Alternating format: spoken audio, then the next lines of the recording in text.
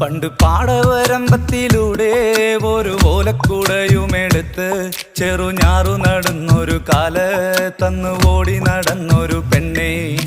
കയ്യിൽ കരിവളയിട്ട് കണ്ണിൽ കൺമഷി കൊണ്ടുവരച്ച് പിന്നെ വാർമോടിയൊക്കെ വിരിച്ച് നല്ല ചേലുള്ള പാവാടയിട്ട് ആ തോട്ടോരത്തുള്ളൊരു കൈതോലക്കൂട്ടത്തിനോരത്തു നിൽക്കണ ഒരാൾ മരത്തിൻ ചോട്ടിലിരിക്കണ ദേവിക്കു ചാർത്തുവാൻ പൂവുകൾ കൊണ്ടുപോയോ പെണ്ണെ, പൂവുകൾ കൊണ്ടുപോയോ. പണ്ട് പാടവരമ്പത്തിലൂടെ ഒരു ഓലക്കുടയുമെടുത്ത് ചെറുഞാറു നടന്നൊരു കാല് തന്നു ഓടി നടന്നൊരു പെണ്ണെ.